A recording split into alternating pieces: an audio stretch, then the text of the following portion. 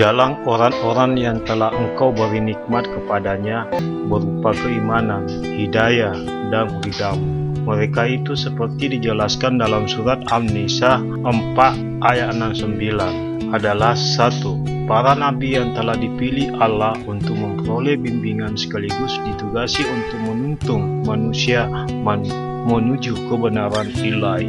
2. Sidiqin, yaitu orang-orang yang selalu benar dan jujur, tidak ternodai oleh kebatilan, tidak pula mengambil sikap yang bertentangan dengan kebenaran. 3. Syuhada, yaitu mereka yang bersaksi atas kebenaran dan kebajikan melalui ucapan dan tindakan mereka, walau harus mengorbankan nyawa sekalipun, atau mereka yang disaksikan kebenaran dan kebajikannya oleh Allah, para malaikat dan lingkungan mereka. Dan 4.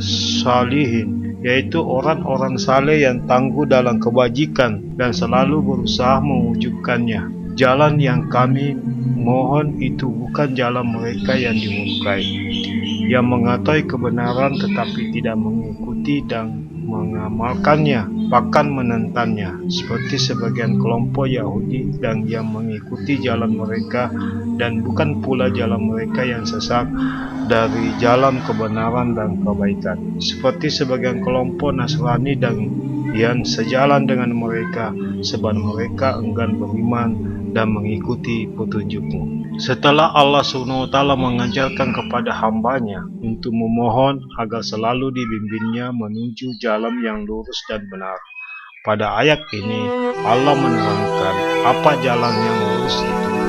Sebelum Al-Quran diturunkan, Allah telah menurunkan kitab-kitab sucinya yang lain, dan sebelum Nabi Muhammad diutus, Allah telah mengutus rasul-rasul, karena sebelum umat yang sekarang ini telah banyak umat terdahulu. Di antara umat-umat yang terdahulu itu terdapat nabi-nabi Sidiqin yang membenarkan rasul-rasul dengan jujur dan patuh, syuhada yang telah mengorbankan jiwa dan harta untuk kemuliaan agama Allah, dan orang-orang saleh yang telah membuat kebajikan dan menjauhi larangan Allah. Mereka itulah orang-orang yang telah diberi nikmat oleh Allah, dan kita diajari agar memohon kepadanya agar diberinya taufik dan bimbingan sebagaimana Dia telah memberi taufik dan membimbing mereka. Artinya, sebagaimana mereka telah berbahagia dalam akid, dalam menjalankan hukum-hukum dan peraturan-peraturan agama,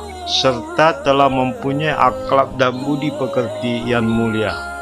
Maka demikian pula kita hendaknya. Dengan perkataan lain, Allah menyuruh kita agar mengambil contoh dan teladan kepada mereka yang terdahulu. Timbul pertanyaan, mengapa Allah menyuruh kita mengikuti jalan mereka yang terdahulu itu?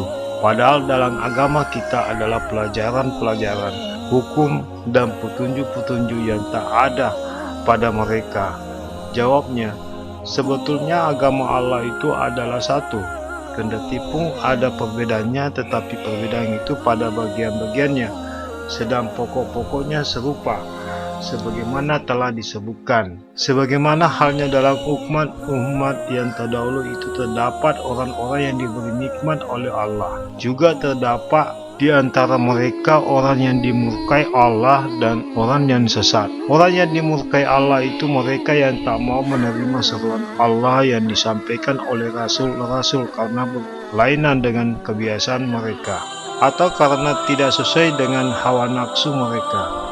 Kendati pun telah jelas bahwa yang dibawa oleh rasul-rasul itu adalah benar, termasuk juga ke dalam golongan-golongan ini mereka yang mulanya telah menerima apa yang disampaikan oleh rasul-rasul, tetapi kemudian karena suatu sebab mereka membelok dan membelakangi pelajaran yang dibawa oleh rasul-rasul itu. Di dalam sejarah banyak yang ditemukan orang yang dimurkai Allah. Sejak di dunia mereka telah diasat oleh Allah, sebagai balasan yang setimpal bagi keingkaran dan sifat angkara murka mereka. Umpamanya kaum Ad dan Tsamud yang telah dibinasakan oleh Allah, sampai sekarang masih ada bekas-bekas peninggalan mereka di Jazirah Semenanjung Arab. Begitu juga Firaun dan kaumnya yang telah dibinasakan Allah di Laut Merah. Mumi Firaun sampai sekarang masih tersimpan di museum di Mesir. Orang-orang yang sesat ialah mereka yang tidak betul kepercayaannya atau tidak betul pekerjaan dan amal ibadahnya, serta rusak budi pekertinya. Bila akidah seorang tidak betul atau pekerjaan dan amal ibadahnya salah dan akhlaknya telah rusak, akan celakalah dia. Dan kalau suatu bangsa berada pada situasi seperti itu, akan jatuhlah bangsa itu. Maka dengan ayat ini Allah mengajari hambanya untuk memohon kepadanya agar terjauh dari kemurkaannya dan terhindar dari kesesatan. Di dalamnya juga tersimpul perintah Allah agar manusia mengambil pelajaran dari sejarah bangsa-bangsa yang terdahulu. Alangkah banyaknya dalam sejarah kejadian-kejadian terdapat dijadikan iktibar dan pelajaran. Di dalam Al-Quran banyak ayat yang berkenaan dengan kisah umat dan bangsa-bangsa yang dahulu. Memang tak ada sesuatu yang lebih besar pengaruhnya kepada jiwa manusia daripada contoh-contoh orang dan perbandingan-perbandingan yang terdapat dalam kisah-kisah dan sejarah. Ayat 67 ini terkandung dalam surat Al-Fatihah sebagai pembukaan dan diturunkan di Mekah, terdiri dari 7 ayat, dan surat ini pertama-tama diturunkan dengan lengkap dalam Al-Quran, termasuk golongan surat Makkiyah. Surat ini disebut Al-Fatihah karena dengan surat inilah dibuka dan dimulainya Al-Quran.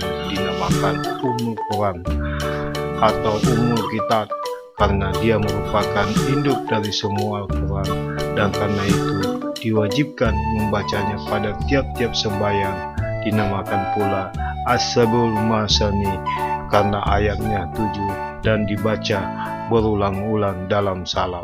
Dukung channel ini akan update informasi edukasi pengembangan dan pengenalan diri dalam kehidupan semesta alam, atas petunjuk hidayah dan rahmatnya menuju kebahagiaan dan keselamatan dunia akhirat. Silahkan subscribers, like dan share.